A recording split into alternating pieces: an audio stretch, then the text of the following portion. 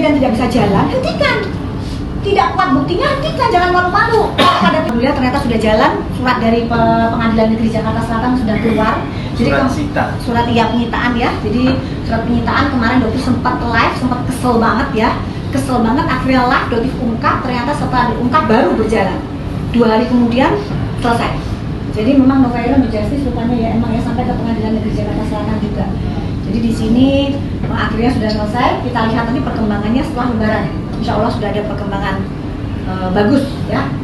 Nah tapi untuk ini ya mungkin ya untuk persekusi ya kita lihat. Kalau untuk illegal akses Insya Allah minggu depan ada perkembangan baru.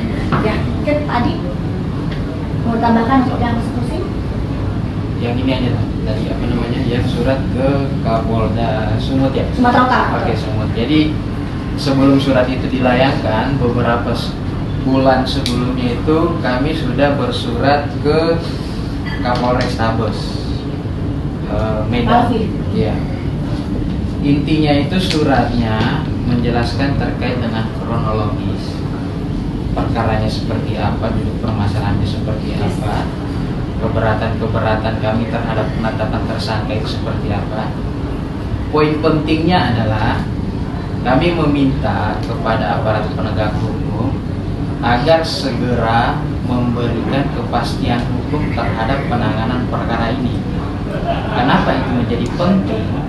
Karena terkait dengan penetapan tersangka terhadap klien kami, Bu Dokter, itu menjadi bahan bagi pihak-pihak yang tidak bertanggung jawab menggiring opini bahwa tersangka sehingga menjatuhkan kredibilitas dan kehormatan klien kami.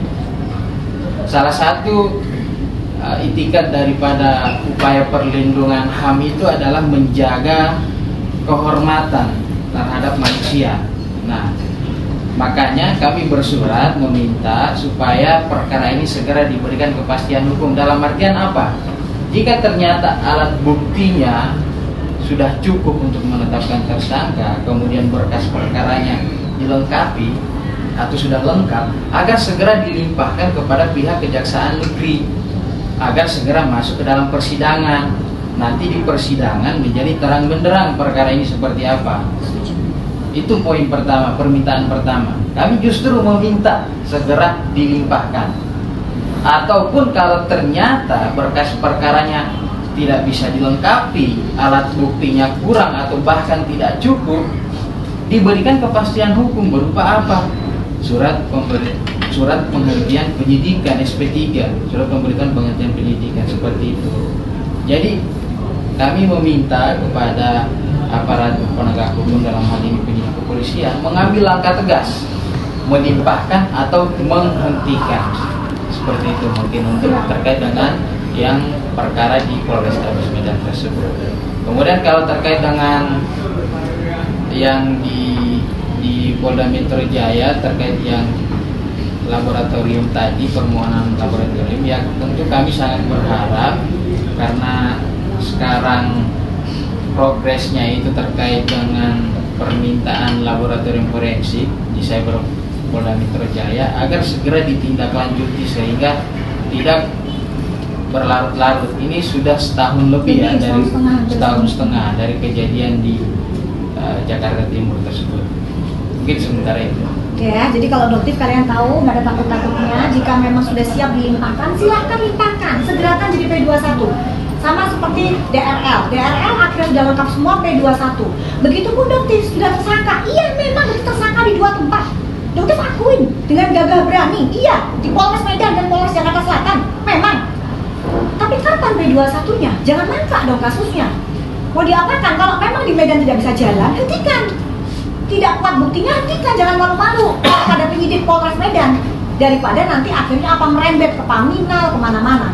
Karena ini sudah ada dugaan adanya dugaan apa istilahnya penyimpangan ya dari penyidikan. Oke? Mungkin Bang Caca mau nambahin? Ya, saya coba tambahkan terkait dengan perkara laporan kita terkait dengan SS.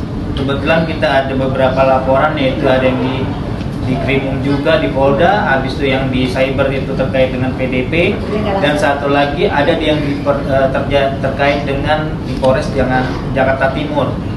Itu kondisinya saat ini dapat saya sampaikan, posisinya tinggal menunggu untuk pemanggilan dari kami sebagai pelapor, yaitu karena sudah masuk tahap sidik. Dan kebetulan mungkin pada saat